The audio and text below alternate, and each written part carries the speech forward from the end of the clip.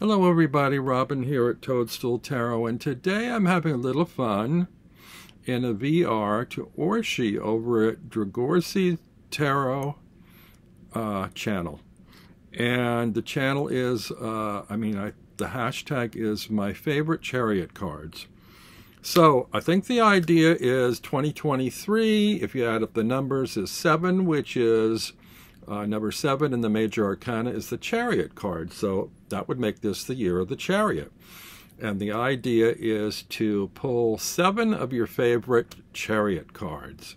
Now, I can't say that these are my favorites because I didn't actually take the time to go through my whole collection.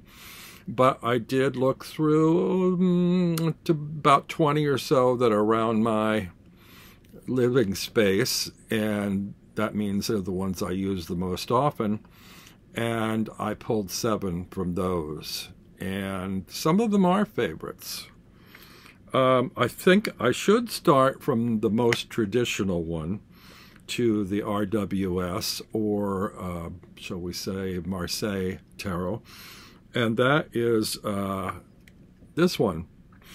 And this is from the Vintage Blonde Old Fellow Tarot at MakePlayingCards.com.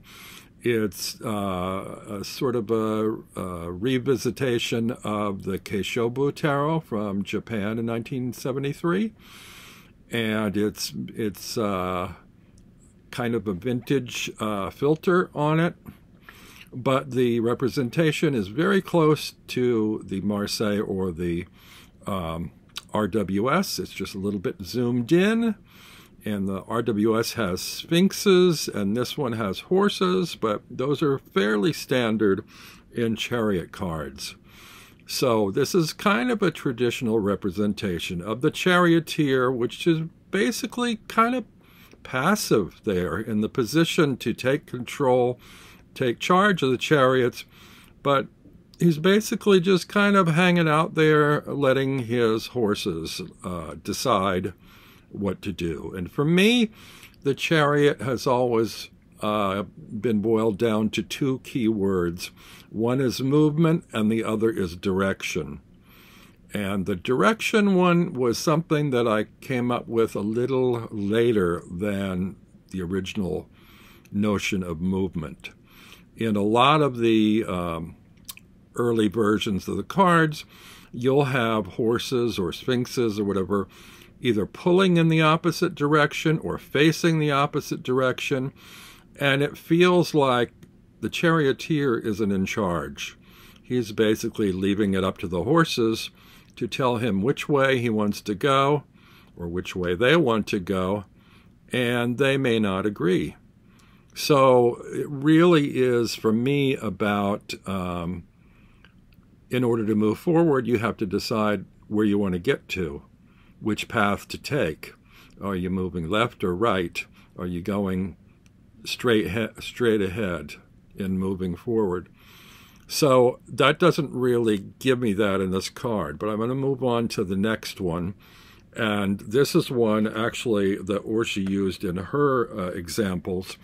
And this is very important to me. This is the Everyday Witch card, and it was an aha moment for me because it continues that notion of direction. You've got signs this way, that way. And here is our witch stopped from moving forward because a decision has to be made, which path to follow, which path to take. You can't move forward if you don't choose one or the other. You come to a fork in the road. You have to decide what you're going to do. And that was a real kind of aha eye-opener for me. And that's one of the cards in this deck that I really love that changed my way of looking at tarot.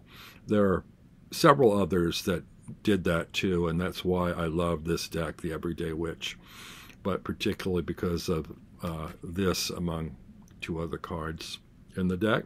If you want to know about those, look on my channel for the walkthrough, and I'll talk more about that. Also, if you're not subscribed, please do hit the like if you like this. Subscribe, hit the bell so you get notices. Thank you very much. This also inspired me when it came time to create my own tarot. My first tarot is the Open Face Tarot. And I'm going to show them side by side because they both have that notion. I didn't write out this way or that way, but I did use the arrows pointing in opposite directions. And I really got the inspiration from the Everyday Witch card. Now, this isn't a chariot, but neither was the motorcycle. This is some sort of vehicle, and you see a fork in the road depicted here. So there are two ways you can move. You can go the left road or the right road. You also see the charioteer kind of leaning forward, but the way the chariot is kind of a little bit uphill, it's like if he doesn't lean forward, he may fall backward.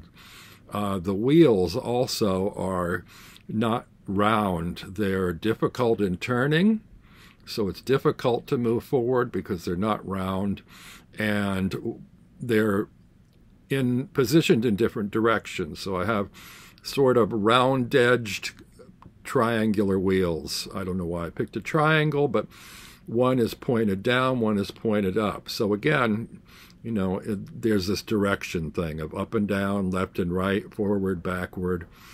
And for me, this is, if I had to choose a keyword for this card, it would probably be direction rather than movement. So anyway, that is the Open Face Tarot. This is available at makeplayingcards.com. The number 4 card is from the Golden Klimt Tarot, which I really love. I'm still waiting for them to reissue this, if they ever do, without the multiple languages, because most of Los Scarabaeo's cards these days just have symbols and numbers. But this one was released before that, and it still has multiple languages, 6 languages on here, which I'm not thrilled about. And it would be difficult to trim. I mean, I could trim it, but I'm not sure if I recall being able to identify all the cards without a label. Anyway, I do love this particular chariot. Again, there's sort of like this feeling of, you know, am I moving forward? Am I falling backward? There's kind of an element of consciousness in this, awareness about moving forward, or lack thereof. The figure seems to be almost in a dream state. Her hair is flowing. She's got an arm up, you know, with a wand or a whip or something, kind of connecting as above, so below. We've got the cosmos, we've got space in the background. It's a very sci-fi kind of a card, even though it's also historic with the chariot.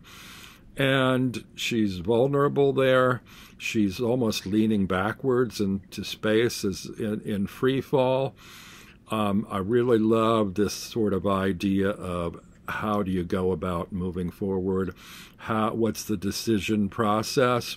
Do you go with intuition? Do you fall into a dream state to help you decide? Do you work consciously in trying to get somewhere? I just love the look of this. We don't even see what's pulling the chariot. It's more the state of consciousness where you have to have some degree of consciousness to direct this chariot forward or where you want to go. So that's the Golden Klimt Tarot. The next one, number 5. This is a recent purchase for me. I found on Etsy. The name is confusing. It's an AI deck, which I didn't know when I bought it, but I love the color palette and I love the illustrations, even though I'm not a cat person. This is either called the Cat Tarot or just the Tarot or Bastet Tarot. There are other decks by the names the Cat Tarot and Bastet Tarot. The creator of this is credited as Bastet Tarot. So good luck in finding it on Etsy. But this chariot does feature sort of abstractions of cats. We have here a cat, or maybe even more than one cat, I think. I'm not sure there. In this vehicle below, which is either a car or a boat or a spaceship. Again, it's sort of out in the cosmos. And this deck is a very difficult deck for me to read other than by the labels. But I do love the abstract art. I love to just sort of thumb through and gaze at these abstract images in this beautiful color palette and just sort of think about them, mull them over, just like the charioteer mulling over which way to move forward. Next card we have is one of my current favorite decks. Oh, you know, I haven't been showing you the backs of these cards. Apologies. So the first one was the Vintage Blonde Oldfellow Tarot. The second one was the Everyday Witch Tarot. The third one was the Open Face Tarot. The fourth one was the Golden Klimt Tarot. And the fifth one is either the Cat Tarot, the Tarot, or Bastet Tarot. And that's the back of those. The sixth card is, this is from the Maraloon Tarot. This is also available at McPlainCards.com, as well as, I think, Printer Studio. And this one is a very soft and loving sort of fairy tale image. This reminds me, and I'm not sure if it was, if it's the same inspiration for the creator, but if you know your fairy tales and you know the story of Thumbelina, there's a segment in Thumbelina where she rides on the back of a bird. I believe it's the bird that she married. And she misses home and wants to visit her home, and so the bird flies her home.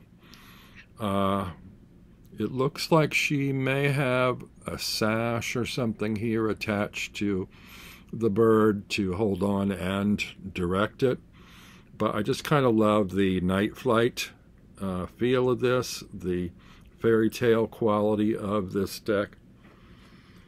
That's the Maraloon. And the last card is from the Tarot of All Ages. This is the back. And here we have the Chariot underwater. I'm not really a big sea motif fan or even an animal deck fan. Here we have beautiful seahorses, sort of like looking like they're wanting to go in different directions, black versus white, left, right, up, down. And the charioteer does have hold of the reins, but it seems like the decision's not final yet. That she's underwater, he's underwater, they're underwater, possibly spinning their wheels. You know, how do you move forward when your wheels aren't grounded? You know, what's it like to be moving underwater? It must be like moving in molasses. So that's kind of an interesting idea. Also, a lot of the chariot cards are depicted moving forward, mostly. Not too many are moving from one side to the other.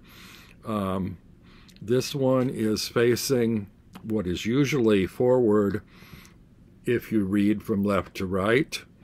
But if the card is coming face on to you, then that's forward. I guess I'm being a little bit muddled here in my explanation, but again, think about direction, think about momentum, think about speed, think about movement. You have also, I believe, yes, there seems to be a school of fish here, sort of moving straight ahead, even though these seahorses don't seem to be in agreement as to which way they want to go. The charioteer seems more concerned with moving than where they're moving towards. So anyway, there you have it. Those are my 7 chariot cards for the year of the Chariot 2023. and I will put the hashtag below. I also saw Antoinette of, I think, Antoinette's Tarot and Jewelry. I'm not sure.